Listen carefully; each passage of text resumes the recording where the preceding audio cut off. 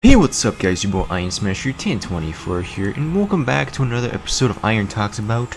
And in today's episode I'm going to be talking about something about Nintendo Switch Online. Will it ever get better, and my thoughts about it, and some things that Nintendo really needs to do if they ever want to improve. And of course, some stuff for your opinions, and of course mine. And in the background I thought why not show some Nickelodeon Star Brawl, because today's Garfield Day. Literally, Garfield Day. And yeah, and by the time I was recording, it's December, the day which is the Game Awards, which is gonna be on in just a few hours from now, actually. And yeah, without further ado, let's get started. So, Nintendo Switch Online and start first has some value to some people, but the truth is, it only has value for some people. Like, you just really like old retro games and all that, like for SNES and NES. And while I do like SNES games and NES, it's not always appealing for everyone else and all that part, which just kind of sucks and everything. Which is why I think Nintendo really should consider, obviously improving on it. And of course, that's everybody else's plan in that part. But here's the part where it gets rough. For starters, they don't have much servers, and it's bad to the point where if you want to do multiplayer for N64 games, it really depends on how people's connection are, since it's just still peer-to-peer. For example, there's some lag, there's pretty much most of the time it's just lag to the point where the audio crashes too much, but yet it's still playable through the quality, visual-wise. It's pretty much just a roller coaster of both good and bad, mainly bad on Nintendo's part because, well, for starters, some games are very unplayable when multiplayer. In general, it's not just Nintendo Switch Online with the expansion pack, it's just that it really depends on how Nintendo really wants to improve on people's, their service. And I really do think Nintendo really should consider paying attention, since most of the time we have PlayStation Plus and Xbox Game Pass who does a better job with their stuff, and they've had a service way before Nintendo Switch Online, especially since Nintendo failed the Wii U and all that. But here's where things get more funny. They think it's going to be more valuable just because they added another console that's not even Nintendo on there.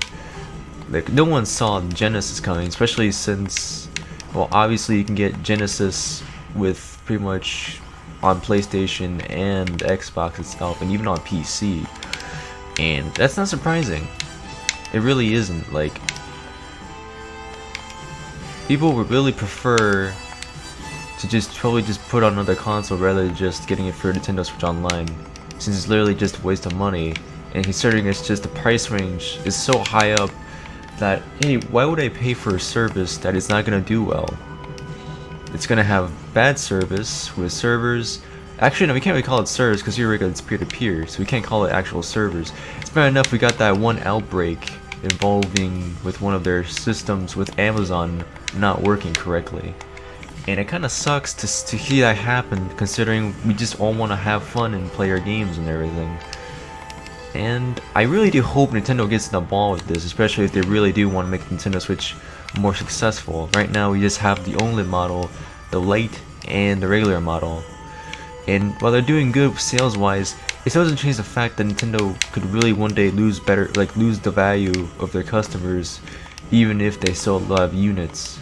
And they really need to get in the ball with that. So far, there's no voice chat on the actual service. You have to use a stupid app, and you can't message anyone on the Switch, which kind of sucks because some people really do want to do that. And on top of that, there's some games like Mario Maker 2 and a few other ones that is very shocking that you can barely play on. And I'm kind of shocked that you can barely play good with 3D World. At least most of us can. And obviously they've recently switched to a better net system, other than the one that's not Windows 98, which is kind of funny. But it just proves that we really need to upgrade. Nintendo really needs to upgrade and make it better, for not just for us but for everyone else. And I think what I'm trying to say is that really Nintendo can really fail and just be very bad, and to the point where one day it might not just be good anymore. Like, it just disappear off the face of the earth, and it kind of sucks. Makes you feel like what would happen if Microsoft really did bought out Nintendo that time, if that ever happened. Now, as for other stuff, now, like game development, of course, that's understandable. It's like an entire topic on its own. So I think what I'm going to focus now is basically everybody else's thoughts with the pricing. The pricing is terrible, and it's like more money for the parent side of things with giving it the parent accounts, and yeah, it's a lot of money. Don't understand why, but it's a lot of money. And it's just very disgusting that Nintendo really expecting us to pay a lot of money for a shitty service that's gonna lag, that's gonna have not much value, and the library is slowly growing. Like, it's still very slow. Like, we got Paper Mario 64, yeah, sure, it's cool, but not everybody is into that. And we want more value games. We want Banjo-Kazooie, Red Smash 64, and more games. And emulation on the Switch is kind of lacky. We have Legend of Zelda Ocarina of Time with a very bad timing when it comes to input, and it sucks because people who pretty much use the virtual console or the original hardware on the original N64, they have a better experience there compared to Nintendo Switch Online, where it's just more delayed than the original ISO can really input with. And so Nintendo really needs to fix pretty much everything else with the service if they really want more growth out of it and more people to stop complaining about it, because so far it's just gonna be a very sad road to failure for a console that could be better and everything. Next thing they're going to talk about is just the more features. Like, it really just lacks features with Nintendo Online. And I can show you right now, actually, real quick. Right here, right now we have the obvious friends list section over here. And of course, the obvious one thing that people do not like still until this day is that we still use the friend code system, which has been used since the Wii days. Actually, no, the Wii and the DS days, if I'm not mistaken. They still use that from the friends list, and that's how long it's been for most of these things. And it's to the point where we don't even have like a search feature where we could just, like, for PlayStation, we could just search up a person's name, wherein it just automatically pops up right there. Then we have this trending tab, which theoretically it's okay, but it's not like anything much, I guess, in my opinion. Because really, like, yes, you could show other people, but it's just going to show up your friends, and it's not going to show like a community tab. Like, there's no community tab for this to make it more interesting. Otherwise, this would have more noticeability. Next, we have the online party invite system. Now, by the time of this recording, the recent game to have the recent integration is, I think, Mario Party Superstars and Apex Legends. There is Splatoon 2, but Splatoon 2 is very limited to the mobile aspect of the integration, meaning you have to have the app for the invite system. Now, other games like, I would say like that one Steam game, which is not on top of my brain right now. I remember there's a Steam game for it that has cross-save that Game Explain went through at one point that they talked about. And then there's a few other games that does allow the invite system. And in fact, Nickelodeon All-Star Brawl is actually one of the recent games that also supports the invite system on the Nintendo Switch, which is pretty good, honestly. We need more games and devs to actually focus on this, because PlayStation, Xbox, and even Steam actually has a better integration with invite system. And of course, we have the traditional Facebook / social media / 3DS Wii U, like, friends suggestions, but basically it just shows like your friends basically connected through another set way and all that part. And it's like, how can I put it? It's like they really need to add like more ways of making it more like user friendly. Well, not user friendly, but rather like more variety of features on Nintendo Switch. And it's bad enough to the point where we only have like only 2 themes.